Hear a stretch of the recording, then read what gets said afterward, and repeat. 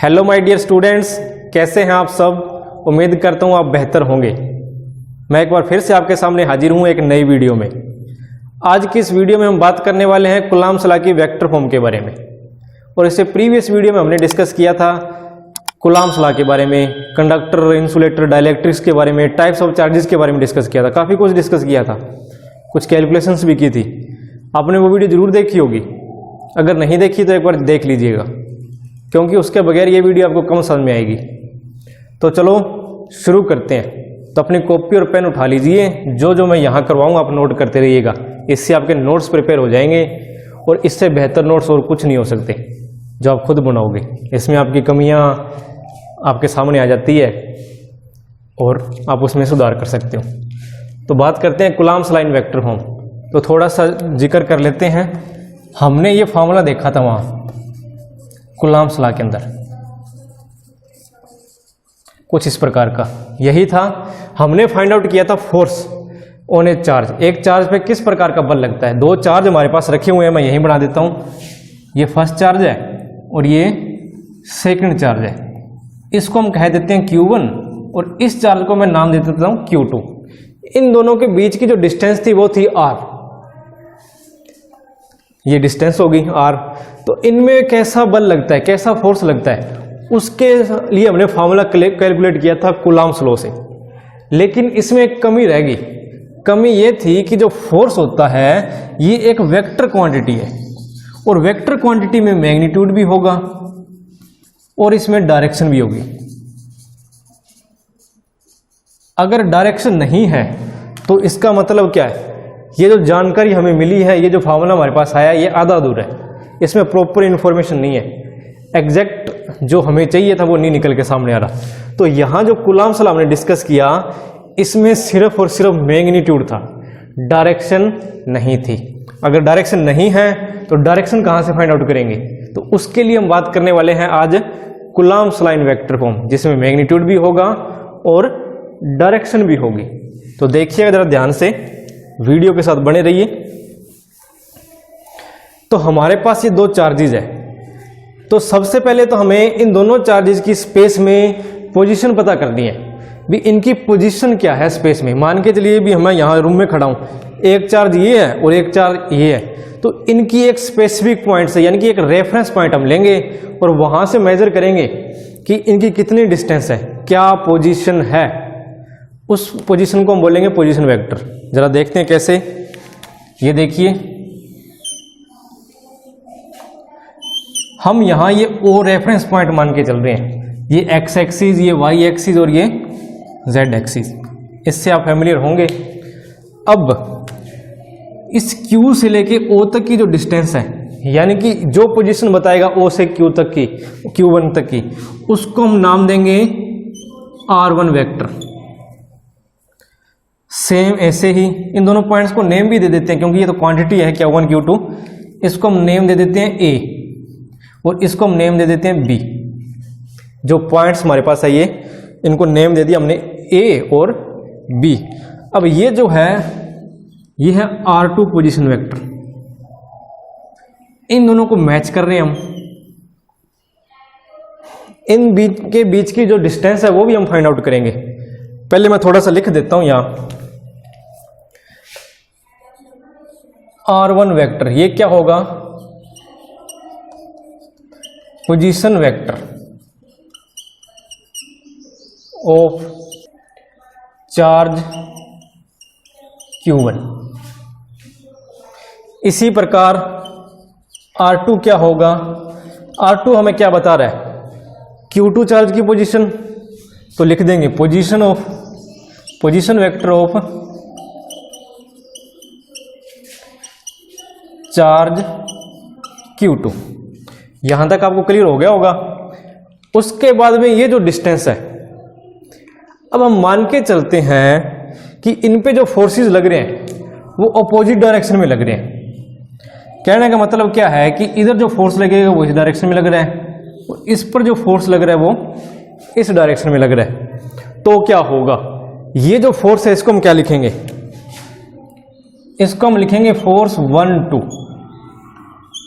Force 1 2 का मतलब क्या हुआ, फोर्स ऑन 1/2, यानी कि इस पर फोर्स लग रहा है किसके द्वारा, इसके द्वारा, दूसरे चार्ज के द्वारा, फोर्स ऑन 1/2।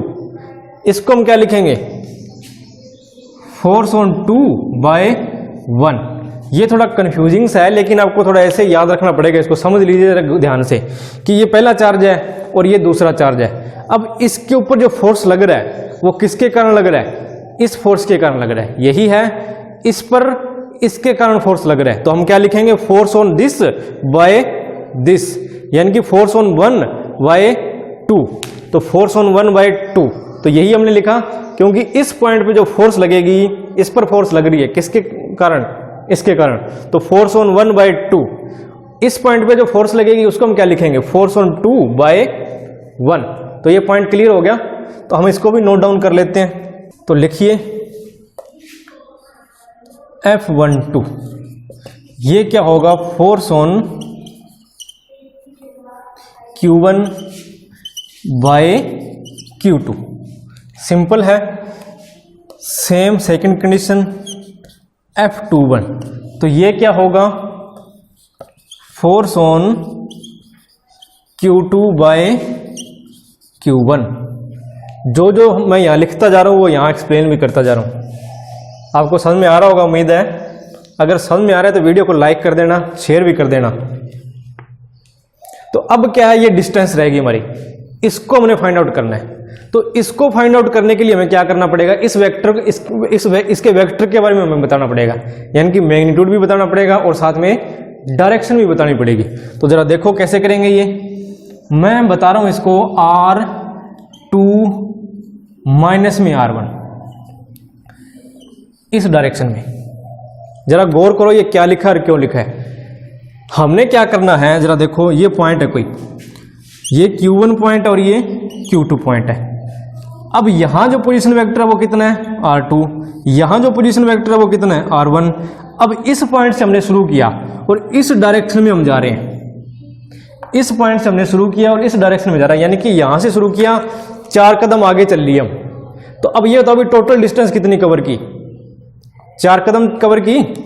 यानी कि मैं ये कहूं कि इधर से हमने शुरू किया, यहां तक गए, ये 4 मीटर की डिस्टेंस है, 4 मीटर की डिस्टेंस है। तो इसको आप कैसे कैलकुलेट करोगे, सिंपल सी बात है, कितनी डिस्टेंस कवर की, 4, इसकी क्या पोजीशन आ रही है, 4, और इसकी क्या पोजीशन है, 0। तो फाइंड आउट कर लेते हैं ना ऐसे। तो वही काम यहां करेंगे हम। ये जो पोजीशन है वो क्या है, R2, तो मैं लिख देता हूं R2, माइनस में ये क्या पोजीशन है, R1, तो ये लिख देते हैं। क्लियर हो गया होगा ये। यानी कि एक प्रकार की डिस्प्लेसमेंट हमने फाइंड आउट की है विद डायरेक्शन। इस डायरेक्शन में अगर हम जा रहे हैं Q1 से Q2 की डायरेक्शन में, तो हम इसको लिखेंगे R2 माइनस में R1। ये आप नोट कर लीजिएगा ध्यान से। अगर A से लेके B की डायरेक्शन में हम जा रहे हैं, एक बार फिर से थोड़ा सा एक्सप्लेन कर देता हूं, जरा देख लेना।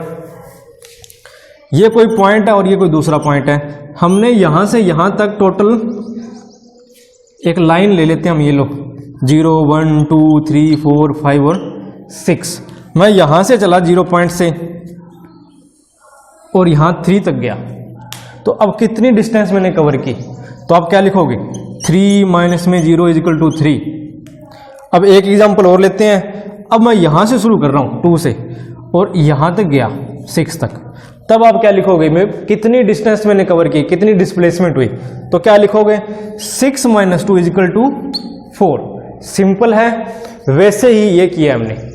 अब बात करते हैं इस डायरेक्शन के बारे में कि अगर हम इधर से इधर गए, ये दोनों की दोनों क्यों फाइंड आउट कर रहे हैं, ये इसलिए कर रहे हैं क्योंकि फोर्स दोनों डायरेक्शन में लग रहा है। इस पॉइंट पे जो फोर्स लग रहा है ना, उसकी डायरेक्शन ये होगी, और इस डायरेक्शन में इस पर जो फोर्स लग रहा है उसकी डायरेक्शन क्या है, ये नीचे वाली साइड, इस डायरेक्शन में फोर्स लग रहा है। जरा गौर करो, यहां से फोर्स लग रहा है अपवर्ड डायरेक्शन में और यहां से जो फोर्स लग रहा है वो डाउनवर्ड डायरेक्शन में, यानी कि दोनों की डायरेक्शन क्या है, अपोजिट।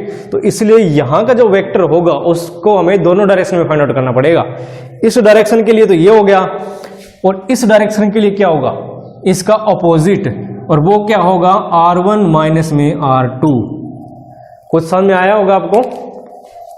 वही सेम एग्जांपल है, यानी कि यहां ये स्टार्टिंग पॉइंट है और ये फिनिशिंग पॉइंट है, और हम क्या करते हैं, finishing point minus starting point, या ये कह लो अभी फाइनल पोजीशन माइनस में इनिशियल पोजीशन, वो हम कर रहे हैं। तो सिंपली वही काम किया हमने। तो ये क्लियर हो गया होगा आपको।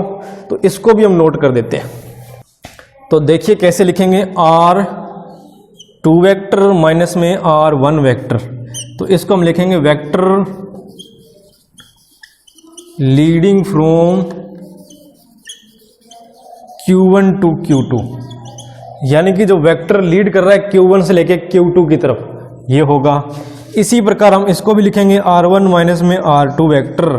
तो इसका मतलब क्या होगा, वेक्टर लीडिंग फ्रॉम, ये साथ के साथ नोट कर लीजिएगा, Q2 टू Q1। समझ में आ गया होगा ये, क्योंकि स्पेस कम है, हमें इसको इरेज भी करना पड़ेगा बाद में, डेरिवेशन जब सोल्व करेंगे। तो इसको नोट कर लीजिए।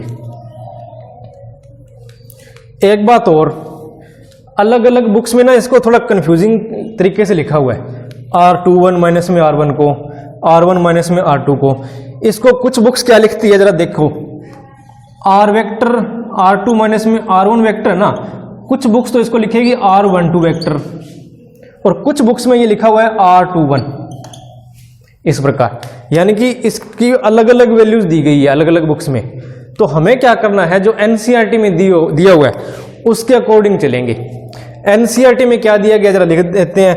R21 है ना, इसको सिंपली उन्होंने लिखा है R21, और इसको सिंपली उन्होंने लिखा है R12। तो यही हम क्या करेंगे, यहां लिख देंगे। बाकी जरूरत नहीं है इसकी, हम इतने से भी काम चला सकते हैं। अगर आप लिखना चाहो तो बात है, हम इस बाकी कोई दिक्कत नहीं। तो ये नोट कर लीजिए, उसके बाद में आगे शुरू करते हैं।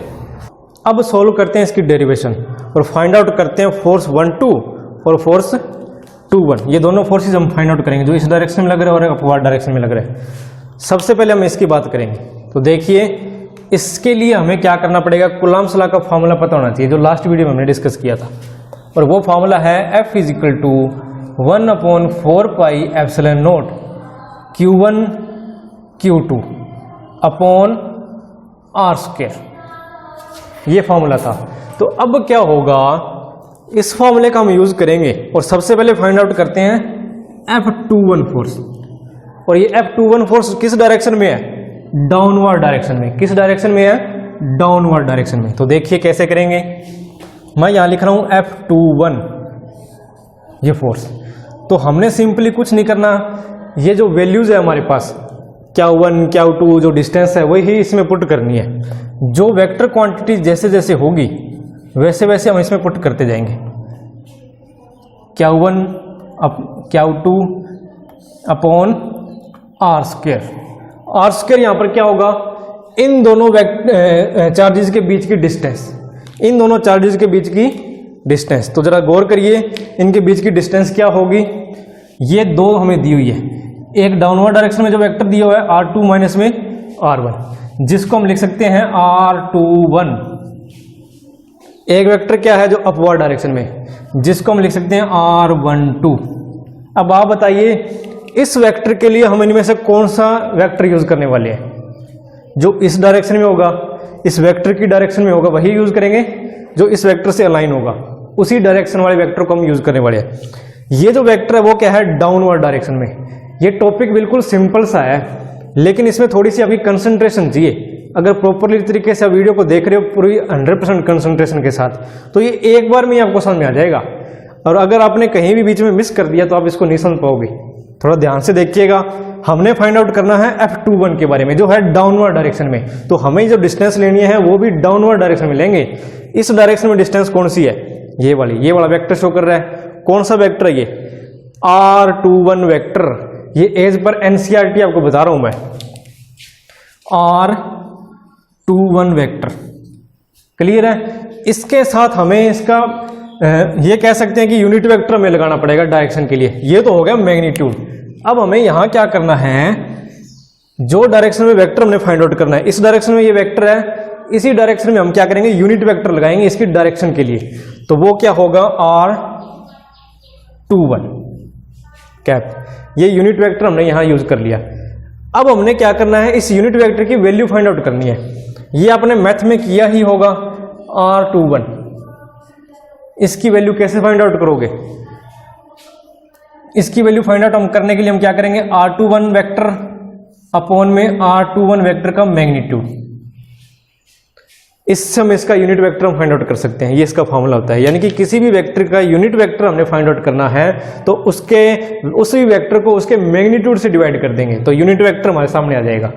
तो हम इसके अंदर ये फॉर्मूला पुट कर देते हैं 1/4 पाई एप्सिलॉन नॉट, और यहां क्या है F21 वेक्टर, क्या बनेगा Q1 अपॉन R21, सॉरी इधर स्क्वायर नहीं लगाया हमने, इस वेक्टर का स्क्वायर, और यहां ये क्या होगा, ये वाली वैल्यू पुट कर देंगे R21 vector upon R21 vector का मैग्नीट्यूड।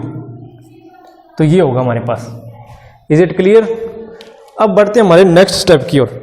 नेक्स्ट स्टेप में हमने क्या करना है, इनकी वैल्यूज फाइंड आउट पुट कर दो इसके अंदर। ये देखो यहां क्या है, R21 वेक्टर स्क्वायर है और यहां भी क्या है, R21 वेक्टर, यानी कि ये दोनों मैग्नीट्यूड सेम ही है। तो हम इसको लिख सकते हैं, देखो कुछ इस प्रकार, R21 vector is equal to क्या होगा 1/4 पाई एप्सिलॉन नॉट। इसको क्या लिखेंगे, Q1 चार्ज बटा में R21 क्यूब। यहां ये क्यूब क्यों किया, ये क्योंकि देखो स्क्वायर इधर है और 1 इधर है, ये दोनों ऐड हो जाएंगे इधर, और ये क्या बचेगा इधर R21 वेक्टर ये। तो ये आपका फाइनल रिजल्ट आ गया। इस प्रकार हमने फाइंड आउट किया है फोर्स 21। अब इसको आप और भी एक्सपेंड करके लिख सकते हो, वो यहां लिख देते हैं F21 vector is equal to 1/4 pi epsilon naught Q1 Q2। यहां तक सेम है, ये सेम है यहां तक। इसको हम क्या लिख सकते हैं, R21 को जरा गौर करो, R21 को क्या लिख सकते हैं, R2 माइनस में R1, तो लिख दो R2 माइनस में R1 का ये क्यूब आ जाएगा इधर, क्योंकि यहां क्यूब है। और इसको हम क्या लिखेंगे, R2 वेक्टर माइनस में R1 वेक्टर। तो ये है आपका फाइनल फार्मूला F21 के लिए। नोट कर लीजिए इसको एक बार फिर से बता देता हूं, जरा गौर करो। हमारे पास ये फार्मूला था कूलॉम्स लॉ का, हमने कुछ नहीं किया, इसमें वैल्यू पुट की है। हम फाइंड आउट कर रहे हैं F21, जो कौन सी डायरेक्शन में, डाउनवर्ड डायरेक्शन में। तो हम डिस्टेंस भी कौन सी लेंगे, डाउनवर्ड डायरेक्शन में, यानी कि हर वो चीज जो इस डायरेक्शन में जाती है, इस फोर्स की डायरेक्शन में जाती है, वैसे ही हम लेके चलेंगे। तो Q1 Q2 दोनों चार्जेस आ गए, इनका मैग्नीट्यूड अपॉन में क्या होगा, डिस्टेंस हमने लेनी है, वो क्या लेंगे हम R21 कौन सी, डाउनवर्ड डायरेक्शन में। उसके बाद में यहां हम क्या कर देंगे, एक यूनिट वेक्टर इंट्रोड्यूस कर देंगे इसकी डायरेक्शन के लिए। ये तो हो गया मैग्नीट्यूड का पोर्शन, इतना ये तो इस फोर्स का मैग्नीट्यूड है, लेकिन ये क्या है, इसकी डायरेक्शन बताता है। तो इस डायरेक्शन के लिए हमने क्या किया, यूनिट वेक्टर यहां पर लगाया है। यूनिट वेक्टर फाइंड आउट करने का फार्मूला होता है हमारे पास वेक्टर का मैग्नीट्यूड, वेक्टर अपॉन में उसका मैग्नीट्यूड। जो वेक्टर होगा उसका क्या होगा नीचे, मैग्नीट्यूड। तो इससे डायरेक्शन आ जाती है। कैसे, जो वेक्टर होता है उसमें क्या होता है, मैग्नीट्यूड भी होती है और डायरेक्शन भी होती है। हमने इसके मैग्नीट्यूड से डिवाइड कर दिया इसको, तो ये और ये कैंसिल हो जाएगा, बचेगा क्या कहला, डायरेक्शन। तो यही होता है यूनिट वेक्टर, यानी कि मैग्नीट्यूड एक हो जाएगा और डायरेक्शन क्या हो जाएगी, बची हमारे पास रह जाएगी, तो उससे हम डायरेक्शन शो कर देते हैं। तो यही हमने फार्मूले में वैल्यू पुट कर दी है। R21 डायरेक्शन में हम ले रहे थे, तो R21 वेक्टर अपॉन में R21 का मैग्नीट्यूड। अब इनको कंबाइन कर दिया हमने, यहाँ स्क्वायर है और यहाँ 1 है, तो ये क्या हो जाएगा, क्यूब हो जाएगा। बाकी सारे का सारा सेम है। अब यहाँ और यहाँ ये वैल्यू हमने क्या कर दी, चेंज कर दी। R21 की जगह क्या लिख दिया, R2 माइनस में R1। तो ये आपका फॉर्मूला आ चुका है। क्लियर है ये? इसको हम साइड में नोट कर देते हैं और अब फाइंड आउट करते हैं F21। इसको मैं लिख देता हूं यहां। F21 तो हमने फाइंड आउट कर लिया। अब हम फाइंड आउट करते हैं F12। तो देखो कैसे कर सकते हैं। अगर आपको ये समझ में आ चुका है तो वीडियो पॉज करके आप खुद भी फाइंड आउट कर सकते हो। तो मैं तो यही कहूंगा कि वीडियो पॉज करके आप खुद फाइंड आउट करो, बाद में मेरे साथ मैच कर सकते हो। तो चलो मैं तो शुरुआत करता हूं, जिनको नहीं समझ में आया है उनका एक बार रिवीजन हो जाएगा यहाँ पर। तो हमारे पास क्या फाइंड आउट करना हमने, F12 फोर्स कौन सी डायरेक्शन में है, F12 है अपवर्ड डायरेक्शन में। तो फॉर्मूला यूज करते हैं सबसे पहले 1/4 pi epsilon naught Q1 Q2, ये इन दोनों का मैग्नीट्यूड हम यूज कर रहे हैं। तो इसलिए मोड यहाँ यूज़ कर लेते हैं। अपॉन में क्या होगा, डिस्टेंस। डिस्टेंस कौन सा लेंगे, इस डायरेक्शन में या इस डायरेक्शन में, बताओ। अब फोर्स कौन सा फाइंड आउट कर रहे हैं, अपवर्ड डायरेक्शन में, तो हम ये जो डिस्टेंस भी लेंगे वो कौन सी डायरेक्शन में लेंगे, अपवर्ड डायरेक्शन में। यानी कि जो वेक्टर लेने जा रहे हैं डिस्टेंस का इसके बीच में, वो भी हम क्या करेंगे, अपवर्ड डायरेक्शन का लेंगे। और वो है क्या, r12 वेक्टर का स्क्वायर।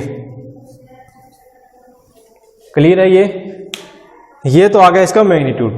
डायरेक्शन के लिए हम क्या यूज करेंगे, यहां per unit vector, r12 unit vector. इसकी वैल्यू फाइंड आउट कर दो r12 की, तो वो क्या होगा, r12 वेक्टर अपॉन में इसी का है मैग्नीट्यूड। वैल्यू पुट कर देते हैं यहाँ, f12 is equal to 1/4 pi epsilon naught q1 q2 upon r12 का स्क्वायर। और ये क्या होगा, r12 vector upon r12 vector का मैग्नीट्यूड, यही है। तो आगे देखिए क्या होगा, f12 is equal to 1/4 pi epsilon naught, साथ में q1 q2 upon r12 vector. ये क्या होगा, r वेक्टर माइनस में r1 वेक्टर माइनस में r2 वेक्टर, इसका मैग्नीट्यूड, इसके ऊपर स्क्वायर। ये कैसे लिखोगे, r1 वेक्टर माइनस में r2 वेक्टर। ये क्लियर है ना, ये कैसे लिखा था हमने। अब देखो इसको कैसे लिखोगे, r1 वेक्टर माइनस में r2 वेक्टर। ये हम डिस्कस कर चुके हैं अभी, ये कैसे कैसे हुआ है। अब क्या करना है, ये स्क्वायर है और इधर 1 है, तो कितना हो जाएगा, यहाँ क्यूब हो जाएगा। तो फॉर्मूला हमारा सामने आ चुका है इसका, f12 वेक्टर का, और वो क्या है, 1/4 pi epsilon naught q1 q2 upon r1 vector minus में r2 वेक्टर का क्यूब, इसके मैग्नीट्यूड का क्यूब है ये। और साथ में ऊपर क्या लग रहा है, r1 वेक्टर माइनस में r2 वेक्टर, ये इसके साथ चिपक गया। तो ये है हमारे पास फाइनल फार्मूला।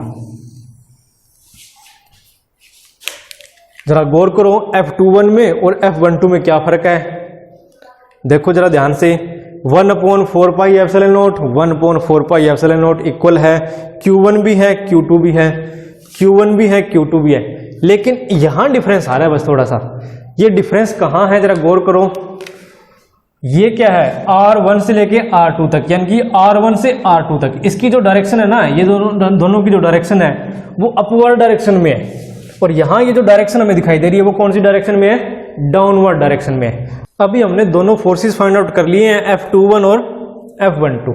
अब इन दोनों का आपस में रिलेशन देखते हैं, अभी क्या रिलेशन आता है। तो जरा गौर करो, 1/4 pi epsilon not 1/4 epsilon not, ये भी सेम है, और ये q1 q2 भी सेम है। फर्क कहाँ रहा है, इस फार्मूले में फर्क आ रहा है। यानी कि यहां क्या है, r2 माइनस में r1 है। कहने का मतलब ये क्या है, r21 वेक्टर, और यहां ये क्या है, r21 वेक्टर का क्यूब, यही है। और इसमें क्या है, ये r12 vector upon r12 vector का क्यूब, इसके मैग्नीट्यूड का क्यूब, यही है। अगर मान के चलो मैं इनकी डायरेक्शन चेंज कर देता हूं, इसकी डायरेक्शन चेंज कर देते हैं r12 वेक्टर की। r12 वेक्टर कौन सा है, ये अपवर्ड डायरेक्शन में, ये देखो r12 वेक्टर ये कौन सी डायरेक्शन में है, अपवर्ड डायरेक्शन में। अगर मैं इसकी डायरेक्शन चेंज कर दूं तो क्या होगा, कर देते हैं डायरेक्शन चेंज। डायरेक्शन का मतलब क्या होगा, इसको मैं लिख देता हूं r21, और ये चेंज होगा तो इसके साथ इसका ये भी चेंज हो जाएगा r21। तो ये अब डायरेक्शन हमने चेंज की, तो इसके लिए नेगेटिव साइन हमें यूज करना पड़ेगा। क्या यूज करना पड़ेगा, नेगेटिव साइन। अब देखो ये नेगेटिव साइन और ये बिल्कुल सेम आ रहा है, तो इसलिए हम लिख सकते हैं अभी f21 is equal to minus में f12। समझ में आया, माइनस का साइन इंट्रोड्यूस करके हम क्या कर सकते हैं, इसको यहां पुट कर सकते हैं। तो ये जो फॉर्मूला होगा ना वो बिल्कुल इसके इक्वल आ जाएगा। लेकिन कब आएगा, जब यहां इसकी डायरेक्शन चेंज कर देंगे, यानी कि माइनस का साइन हमने यहां यूज किया है, जो ये शो करता है कि हमने इसकी डायरेक्शन चेंज कर दी है। पहले ये वेक्टर इस डायरेक्शन में था, लेकिन अब कौन सी डायरेक्शन में होगा, डाउनवर्ड डायरेक्शन में। कैसे, 1-2 वेक्टर कौन सी डायरेक्शन में है, अपवर्ड डायरेक्शन में। हमने इसको इंटरचेंज कर दिया, 1 को 2 से, 2 को 1 से, तो ये क्या होगा 2-1। इट मीन्स इसकी डायरेक्शन डाउनवर्ड हो चुकी है। तो इसीलिए हम यहाँ माइनस साइन लगा रहे हैं, यानी कि डायरेक्शन अपोजिट है। तो उससे ये हमारे पास रिलेशन सामने आ रहा है। F21 क्या है, F12 के बराबर, यानी कि ये जो दोनों जो फोर्सेस लग रहे हैं ना वो इक्वल है और अपोजिट फोर्सेस है। इससे ये बात साबित हो रही है। अब इस रिलेशन को अगर हम ध्यान से देखेंगे तो ये क्या है, ये न्यूटन का थर्ड लॉ हमें शो कर रहा है, न्यूटन्स थर्ड लॉ। कैसे, न्यूटन का थर्ड लॉ क्या कहता है, every action has equal and opposite reaction, यानी कि जितना एक्शन होगा उसके अपोजिट में उतना ही क्या होगा, रिएक्शन हमें मिलेगा। यानी कि अगर F21 जितना फोर्स लगा रहा है उसके अपोजिट में क्या ना F12 भी उतना ही फोर्स लगाएगा। तो यही बात यहाँ प्रूव हो रही है। तो इसलिए हम कह सकते हैं कि न्यूटन के जो वेक्टर लॉ की फॉर्म है, सॉरी ये कूलॉम्स लॉ की वेक्टर फॉर्म, इससे हम न्यूटन के थर्ड लॉ को भी प्रूव कर सकते हैं। तो ये नोट कर लीजिए, ये है आपका Coulomb's law in vector form. अब देखिए नेक्स्ट टर्म, डाइलेक्ट्रिक कांस्टेंट या रिलेटिव इलेक्ट्रिकल परमिटिविटी, ये क्या चीज होती है।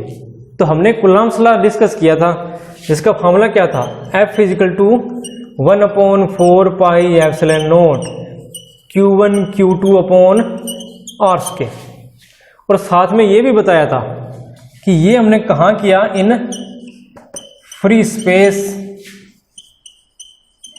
या वैक्यूम में, वैक्यूम के अंदर या फ्री स्पेस में ये है, यानी कि जब दो चार्जेस उनके बीच में फ्री स्पेस है, एयर है, या ये कह सकते हैं कि वैक्यूम है, तब ये फॉर्मूला में काम देगा। यहां एप्सिलॉन नॉट की जो वैल्यू है उसको हम यहां नाम क्या देते हैं, एब्सोल्यूट इलेक्ट्रिकल परमिटिविटी।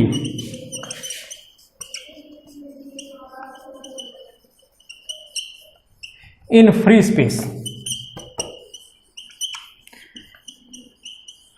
ये हम सब डिस्कस कर चुके हैं और आपको पता होना चाहिए ये था, ठीक है। अगर हम अब बात करें कि इन दोनों के बीच में कोई मीडियम आ गया, यहां फ्री स्पेस नहीं है, तब क्या होगा, तो उस केस में क्या होगा, एप्सिलॉन नॉट की वैल्यू चेंज हो जाएगी। और वो क्या होगी, अब हम फ्री स्पेस की बात कर रहे हैं तो मैं यहां फोर्स भी F0 लिख देता हूं। ये फोर्स क्या होगा, जब ये कह लो भी इन फ्री स्पेस में जो फोर्स होगा वो ये होगा F0। अब यहां इन दोनों के बीच में मीडियम आ चुका है, तब हम क्या करेंगे, Fm, यानी कि force in medium, force between two charges in a medium. तो वो क्या होगा, 1/4πε। यहां एप्सिलॉन नॉट नहीं होगा अब, क्योंकि एप्सिलॉन नॉट वैल्यू किसकी होती है, absolute electrical permittivity in free space. लेकिन हमें यहाँ फ्री स्पेस नहीं चाहिए। अब हम बात कर रहे हैं मीडियम के बारे में। किसकी बात कर रहे हैं, मीडियम के बारे में। तो मीडियम के लिए हम यहाँ वर्ड यूज कर रहे हैं एप्सिलॉन, जो क्या होगा, absolute electrical permittivity in a medium. और ये मीडियम में अलग अलग होगी, अलग अलग मीडियम में इलेक्ट्रिकल परमिटिविटी अलग अलग होती है। लेकिन हम क्या कर रहे हैं, दोनों को कंपेयर करने की कोशिश कर रहे हैं। तो यहाँ फॉर्मूला क्या आएगा, Q1 Q2/r²। ये हमारी फर्स्ट इक्वेशन है और ये हमारी सेकंड इक्वेशन है। ये force in A free space on two charges and this is the force on two charges in a medium. अब इन दोनों को कंपेयर करने के लिए हम क्या करते हैं, इन दोनों का रेशियो फाइंड आउट करते हैं, F0/Fm। वो क्या होगा, वैल्यू पुट कीजिए 1/4πε0 Q1 Q2/r²।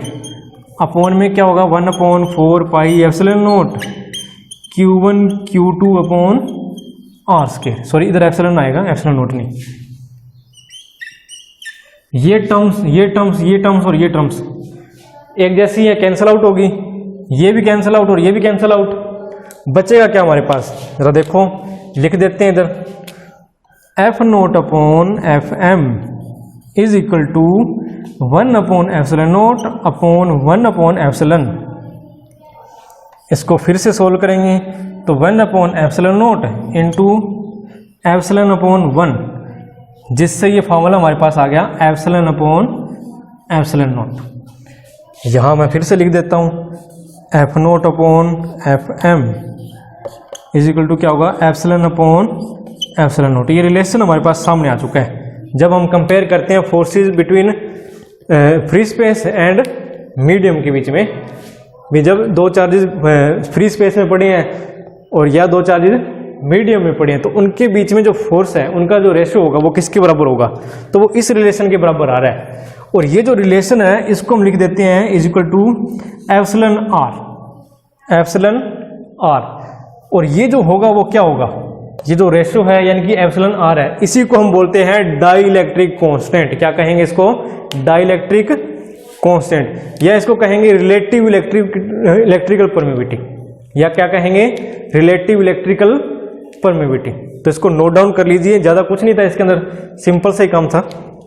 अब हमारा नेक्स्ट टॉपिक है प्रिंसिपल ऑफ सुपरपोजिशंस, यानी कि मल्टीपल चार्जेस एक सिंगल चार्ज पर किस प्रकार का फोर्स लगाएंगे। अब तक हमने जो डिस्कस किया उसमें यही था कि हमारे पास दो फोर्सेज होते थे, दो चार्जेस होते थे, और उन दोनों चार्जेस पर किस प्रकार फोर्स लगता है आपस में, ये इस पर कैसे फोर्स लगा रहा है और ये इस पर कैसे फोर्स लगा रहा है। कूलम्ब लॉ में यही डिस्कस किया था हमने, उसी कंसेप्ट का यूज करेंगे, लेकिन लेंगे मल्टीपल चार्जेस। यहाँ यहाँ यहाँ अलग अलग पोजीशन में चार्जेस होंगे और वो इस चार्ज पर फोर्स लगा रहे होंगे। तो देखते हैं कैसे। तो इसके लिए आपको 100% कंसंट्रेशन चाहिएगी, तभी ये समझ में आने वाला है। तो मैं क्या करता हूँ, सबसे पहले एक रेफरेंस पॉइंट ले लेते हैं O, X axis, Y axis और जेड एक्सिस।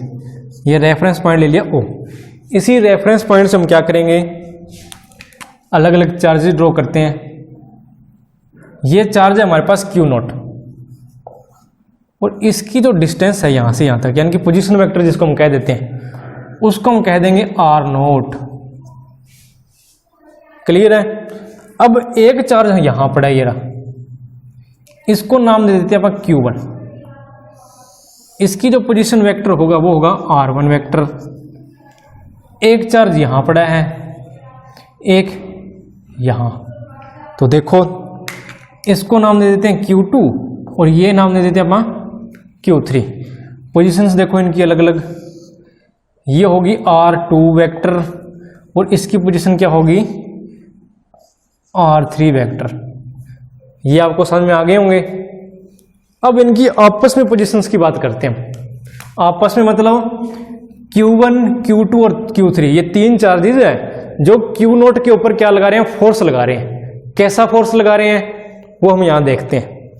सबसे पहले हम Q1 और Q2 के बीच की डिस्टेंस मेजर करेंगे, फिर Q2 से Q नोट की, फिर Q3 से Q नोट की डिस्टेंस।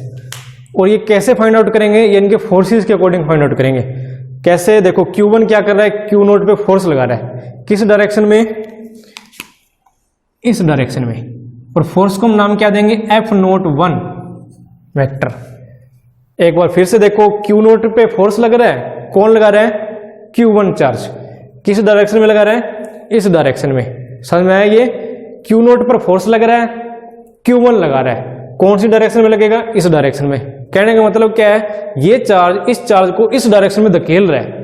अपोजिट चार्जेस हो सकते हैं, ये हम ये मान के चल रहे हैं कि ये फोर्स इसको क्या कर रहा है, ये चार्ज इसको क्या कर रहा है, इस डायरेक्शन में धकेल रहा है। तो जिसके कारण इसके ऊपर जो फोर्स लगेगा वो होगा F01, यानी कि force on Q naught by, यही लिख देता हूं मैं, force on Q naught by Q1।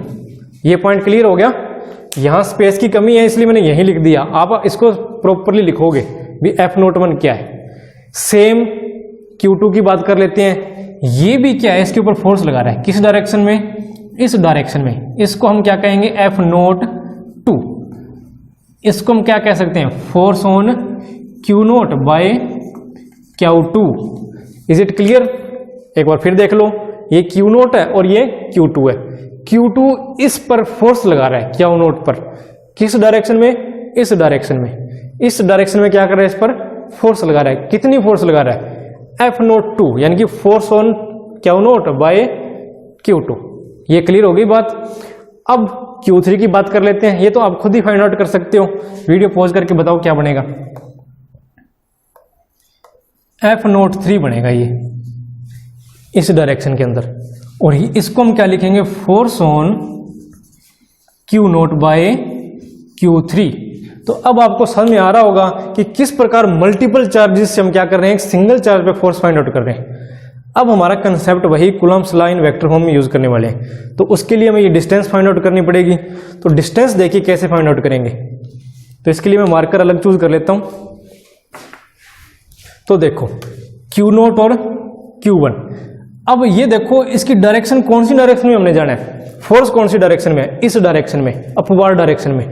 तो अपवार्ड डायरेक्शन के लिए हम क्या करेंगे, Q1 से Q2 की तरफ जा रहे हैं, तो ये क्या होगा R01, R01। ये आपको क्लियर हो गया होगा भाई R01 हमने क्यों लिखा है, क्योंकि फाइनल पॉइंट माइनस में इनिशियल पॉइंट करके हम लिखते थे। फाइनल पॉइंट क्या है, R0 है और ये 1 है।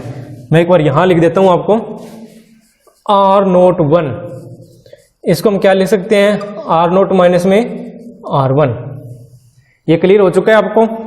इसी प्रकार Q0 और Q2 के बीच की जो डिस्टेंस है वो कैसे लिखोगे, R02, R02 ये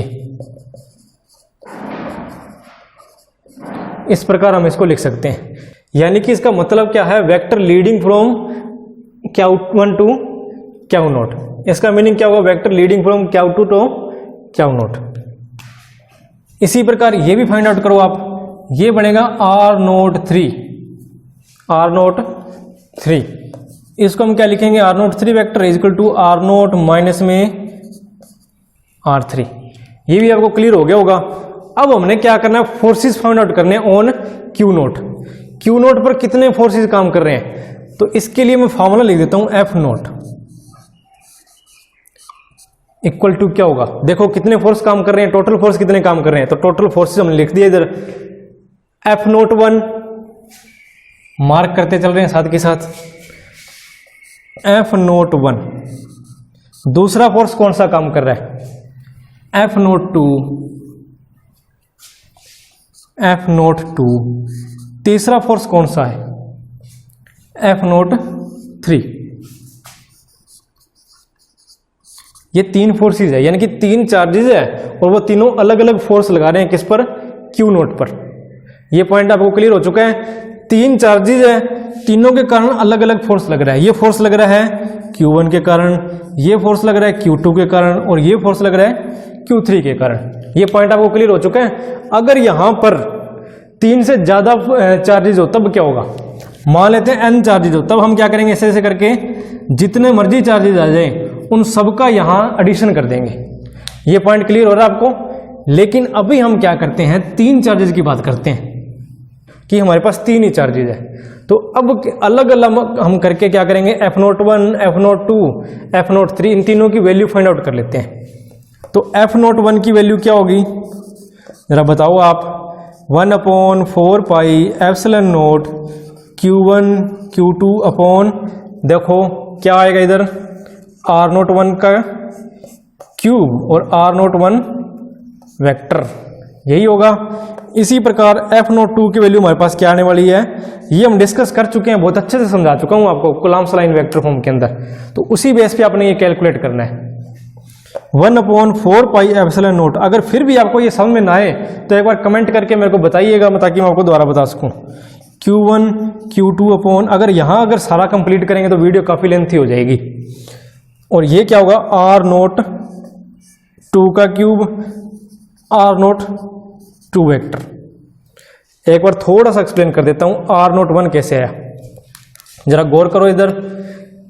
ये Q0 है और ये Q1 है। इन दोनों के बीच में जो फोर्स लग रहा है वो किस पे डिपेंड करेगा, ये फॉर्मूला क्या है हमारे पास, 1/4 pi epsilon note Q1 Q2। यहां तक तो सेम ही होता है, लेकिन बात आती है इसकी और इसकी, यानी कि जो बीच की डिस्टेंस है। तो इसके जो बीच की जो डिस्टेंस है वो हमने फाइंड आउट की थी, इस डायरेक्शन में कितनी आ रही है, R0 माइनस में R1, यानी कि R01। तो R01 मैंने इसको लिख दिया इधर। इसी प्रकार उसी डायरेक्शन में ये वेक्टर आ गया आपका, तो कुछ इस प्रकार हम इसको लिख देंगे, सेम ये आ गया।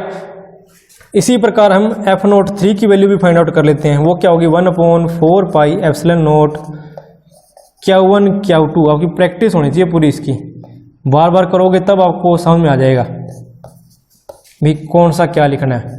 तो ये तीनों फोर्सेस हमने अलग अलग लिख लिए। अब इन सभी फोर्सेस का हम यहाँ एडिशन कर देते हैं, जिससे हमारे पास क्या होगा, F0 की वैल्यू सामने आ जाएगी। इनका एडिशन कर देंगे, F01, F02, F03 इन तीनों की वैल्यू फाइंड आउट कर ली है।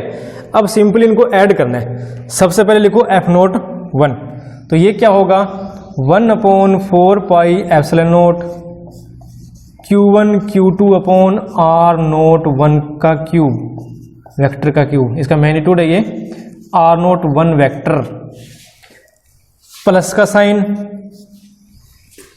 F02 लिखेंगे हम यहाँ पर, ये सेम ही है 1/4 pi epsilon note Q1 Q2 upon R02 cube, R02 vector, plus में F03, तो वो क्या होगा 1/4 pi epsilon note Q1 Q2 upon R03, इसका क्यूब, ये 3 इसके साथ ही आएगा, R0 क्यूब वेक्टर।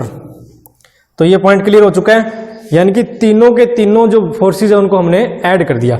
अब जरा गौर करो 1/4 pi epsilon note Q1 Q2 सभी में सेम आ रहा है, तो ये क्या होना, कॉमन ही ले लें हम, तो कॉमन ले लेते हैं इसको, 1/4 pi epsilon note Q1 Q2 ये कॉमन ले लिया हमने, तो अंदर क्या बचा वो देख लेते हैं, R0 vector upon R01 vector का क्यूब, प्लस में R02 vector upon R02 vector का क्यूब, प्लस में R03 vector upon R03 vector का क्यूब। ये हमारे पास फार्मूला बन चुका है, क्लियर है। तो ये है हमारे पास लास्ट रिलेशन। अब इसको भी हम थोड़ा सा आगे और एक्सपेंड कर सकते हैं, जरा देखो मैं यहां लिख देता हूं, F0 क्या होगा इज इक्वल टू, देखिए 1/4 pi epsilon note Q1 Q2। अब अगर आप यहां गौर करो तो ये देखो बिल्कुल सेम सी वैल्यूज आ रही है, आर वेक्टर और आर वेक्टर यही है, नीचे आर वेक्टर का क्यूब आ रहा है, लेकिन चेंज कहाँ आ रहा है, 01 02 03 01 02 03 ऐसे करके आ रहा है ना। तो हम क्या करते हैं, यहाँ एक साइन यूज करते हैं समीशन का साइन यूज करते हैं।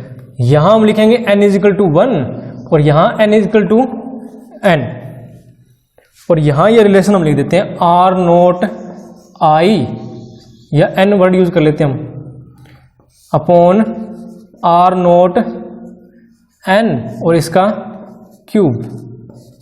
ये रिलेशन इससे निकल के सामने आ रहा है। समीशन यानी कि जोड़, किसका जोड़, किसका सम, इन तीनों का। तो कैसे, यहां n की वैल्यू अगर हम 3 पुट करेंगे, अगर n इज इक्वल टू 1 है, n को कहां तक लेके जा रहे हैं हम, 3 तक, यानी कि 3 वैल्यूज है हमारे पास, तो n इज इक्वल टू 3 लिया, n की वैल्यू 1 पुट कर रहे हैं, n कहां लिखा हुआ है हमारे वहां, ये रहा। अगर n की वैल्यू 1 पुट करेंगे तो ये क्या बनेगा, R0 1 vector upon R0 1 vector के मैग्नीट्यूड का क्यूब, ये बनेगा। अगर यहां वैल्यू 2 पुट करेंगे तो 1 की को हम क्या रिप्लेस कर सकते हैं, 2 से रिप्लेस कर सकते हैं। अगर n की वैल्यू 3 पुट करेंगे तो यहां किससे रिप्लेस करेंगे, 3 से। और ये समीशन का साइन है, इट मीन्स जितनी भी वैल्यूज इसकी निकल के सामने आ रही है उन सभी का हम क्या कर देंगे, सम। यानी कि ये एक्सपेंडेड फॉर्म है और ये हमने इसको क्या कर दिया, यहां एक फॉर्मूला बना के लिख दिया। तो ये हमारे पास फाइनल रिजल्ट आ गया। उम्मीद है समझ में आ गया होगा आपको कि किस प्रकार हमने प्रिंसिपल ऑफ सुपरपोजिशन का यूज करके मल्टीपल चार्जेस का एक सिंगल चार्ज पर जो फोर्सेस है वो हमने उसको कैलकुलेट किया है। तो ये है आपका प्रिंसिपल ऑफ सुपरपोजिशन, जिसको हमने फाइंड आउट किया है 3 चार्जेस के लिए। अगर क्या हो यहाँ पर n नंबर ऑफ चार्जेस हो या r नंबर ऑफ चार्जेस हो, तो हम बात करते हैं यहाँ r नंबर ऑफ चार्जेस की, तब ये क्या होगा, F0 R, जितने भी चार्जेस होंगे उन सभी का सम कर देंगे। उसके बाद में वही कूलम्ब्स लॉ का फॉर्मूला यूज करके ये फाइंड आउट कर लेंगे रिलेशन। और ये बिल्कुल सिंपल सा रिलेशन है। इसके अंदर क्या करना है, यहाँ जितने चार्जेस हो उसकी वैल्यू यहाँ पुट कर दो, तो उनका सम अप अपने आप होता रहेगा, आगे से आगे आगे से आगे। तो ये है आपका प्रिंसिपल ऑफ सुपरपोजिशंस, काफ़ी इंपॉर्टेंट है, नोट कर लीजिएगा इसको। और इसके साथ ही आज की इस वीडियो की हम एंडिंग करने जा रहे हैं। अगर वीडियो पसंद आई है और कंसेप्ट आपको समझ में आ रहे हैं तो इस वीडियो को लाइक ज़रूर करें, शेयर करें ज़्यादा से ज़्यादा, ताकि मेरे को भी लगे कि मेरे हार्डवर्क को कोई बच्चा सपोर्ट कर रहा है। तो ज़्यादा से ज़्यादा शेयर करें। अगर चैनल सब्सक्राइब नहीं किया है तो सब्सक्राइब कर लें, ताकि आगे आने वाली वीडियोज़ आपको मिलती रहें। तो मिलते हैं नेक्स्ट वीडियो में।